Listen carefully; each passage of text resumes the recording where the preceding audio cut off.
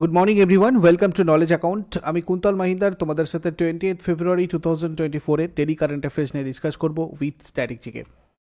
তোমরা WBPSC food এসে যারা যারা প্রিপারেশান নিচ্ছ, ফুল লেন্থ মক টেস্ট তোমাদের জন্য অ্যারেঞ্জ করে দেওয়া হয়েছে 20টা সমাধান সহ সম্পূর্ণ বাংলায়। এটা তোমরা আমাদের অ্যাপে গিয়ে দিতে পারবে, বাট তোমাদের এটাতে জয়েন করার জন্য যেতে হবে তোমাদের ডিরেক্ট লিঙ্কে, এবং সেই লিঙ্ক তোমাদের রয়েছে ডেসক্রিপশন বক্সে। সেখান থেকে গিয়ে তোমরা জয়েন করে নিয়ে তারপরে অ্যাপে গিয়ে মক টেস্টটা দিতে পারবে টেস্ট সিরিজ সেকশানে। কিন্তু অ্যাপ থেকে তোমরা এই মক টেস্টে জয়েন করতে পারবে না। যদি এই রিলেটেড আরও কোনো সমস্যা হয় বা জয়েন করতে তোমরা না পারো, অ্যাপের হেল্প চ্যাট সেকশানে গিয়ে যোগাযোগ করো, অথবা তোমরা এই হোয়াটসঅ্যাপ করে রাখো, তাহলে তোমাদেরকে এটাতে হেল্প করে দেওয়া হবে।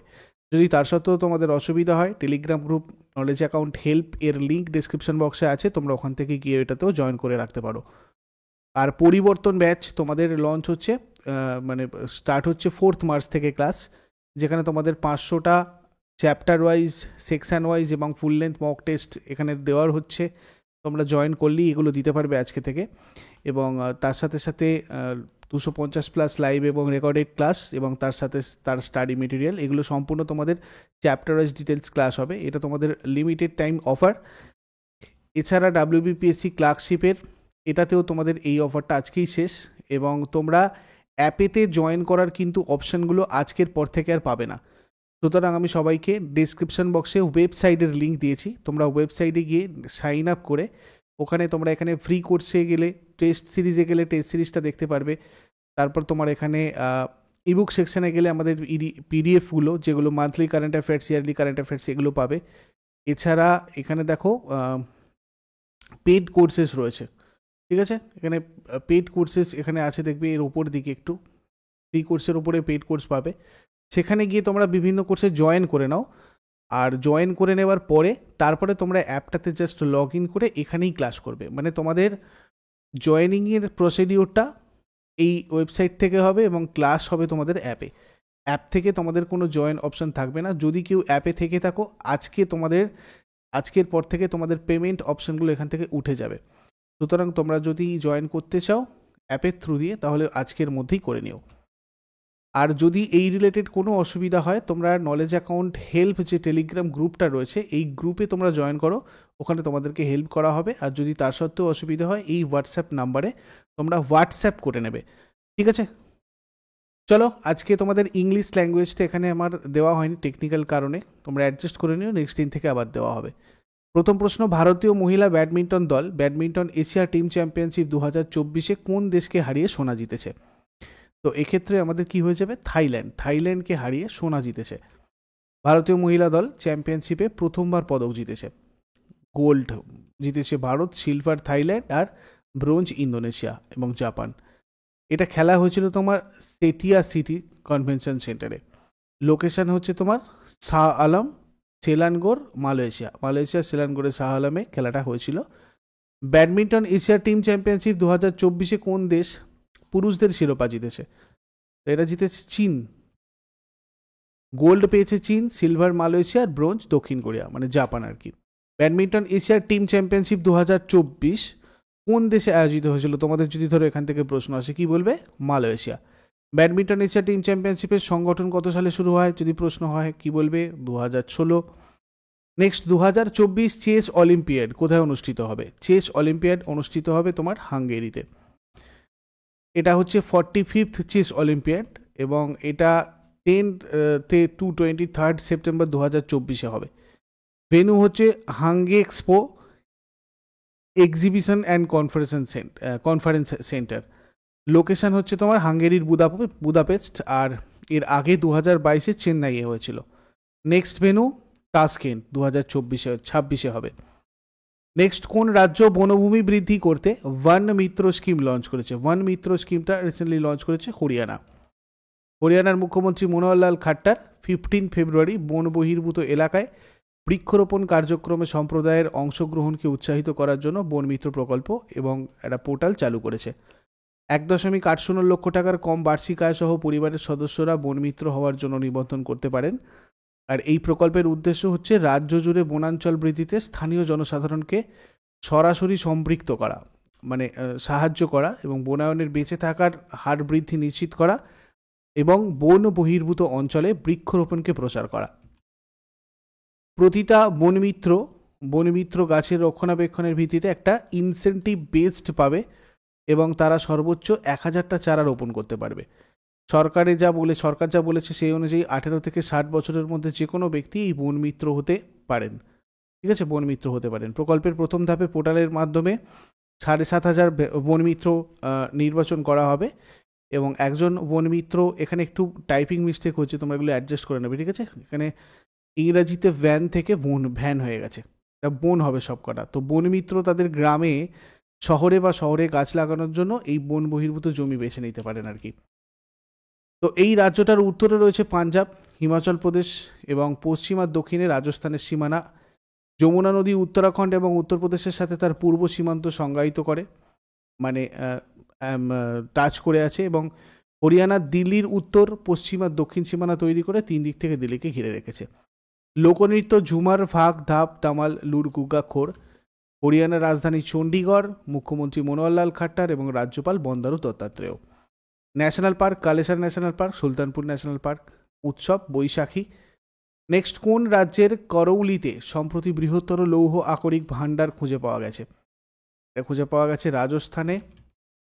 রাজস্থান খনি বিভাগ কারাউলির হিন্দনের কাছে খোদা দাদারলি, তদুপুরা এবং লিলোটিতে 840 মিলিয়ন টন লোহার আকরিকের আমানত খুঁজে পেয়েছে। এই কারাউলিতে লৌহ আকরিক আবিষ্কারের জন্য এটা রাজ্যের শিল্প বিনিয়োগকে আরও বাড়িয়ে তুলবে। এটা নতুন শিল্প স্থাপনের দিকে পরিচালিত করবে এবং রাজ্যে কর্মসংস্থান আর আয়ের সুযোগ তৈরি করবে। লোহার প্রধান আকরিক প্রধানত অক্সাইড নিয়ে গঠিত, যেটা হেমাটাইট, Fe2O3। হেমাটাইট লালচে হয়, সেরা মানের 70% ধাতব সামগ্রী থাকে এর মধ্যে। উপদ্বীপীয় ভারতের ধারওয়াদ এবং কুদ্দাপাহ শিলা প্রণালীতে পাওয়া যায়। উড়িষ্যা, ঝাড়খণ্ড, ছত্তিশগড় এবং অন্ধ্রপ্রদেশে 80% হেমাটাইটের মজুত রয়েছে। পশ্চিমাংশে কর্ণাটক, মহারাষ্ট্র এবং গোয়াতে এই ধরনের আকরিক রয়েছে। ম্যাগনেটাইট কালো আকরিক, 60 থেকে 70% ধাতব সামগ্রী। ধারওয়াদ আর কুদ্দাপাহ প্রণালী এর চৌম্বক গুণমানও রয়েছে।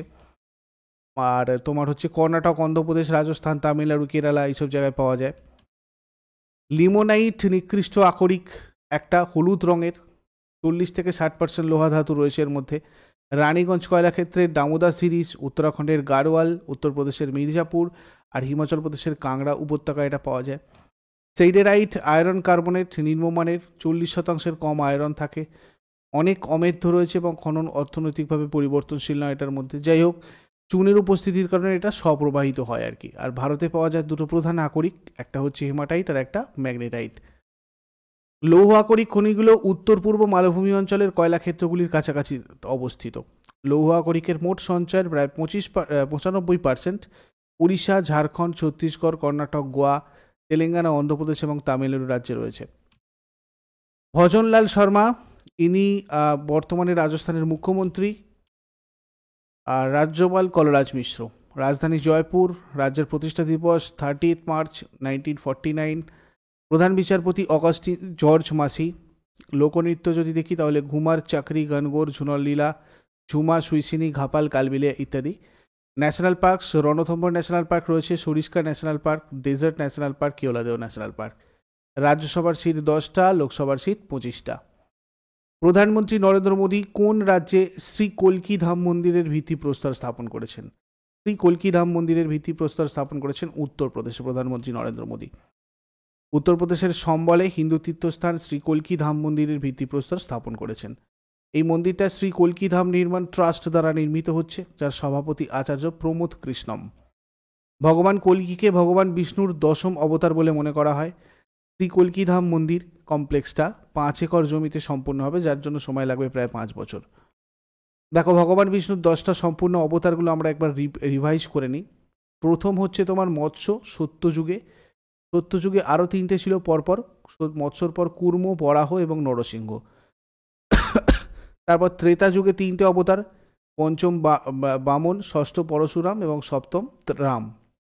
দাপর যুগে কৃষ্ণ অষ্টম এবং বুদ্ধ হচ্ছে নবম, আর 10ম যেটা অবতার বলে মনে করা হয় কলিযুগে, সেটা হচ্ছে কল্কি। নেক্সট, কোন দেশ পরিযায়ী শ্রমিকদের উপর ভারতের সাথে মেমোরান্ডাম অফ আন্ডারস্ট্যান্ডিং স্বাক্ষর করেছে? তাইওয়ানের সাথে করেছে, পরিযায়ী শ্রমিকদের উপর ভারতের সাথে মেমোরান্ডাম অফ আন্ডারস্ট্যান্ডিং স্বাক্ষর করেছে। ভারত আর তাইওয়ানের মধ্যে এটা হয়েছে, যেটা ভারতীয় অভিবাসী কর্মীদের তাইওয়ানে কাজের সুযোগ অন্বেষণ করার অনুমতি দেয়। তাইওয়ানের রাজধানী তাইপেই শহর, মুদ্রা নতুন Taiwan dollar, new Taiwan dollar আর কি, রাষ্ট্রপতি সাই ইং ওয়েন।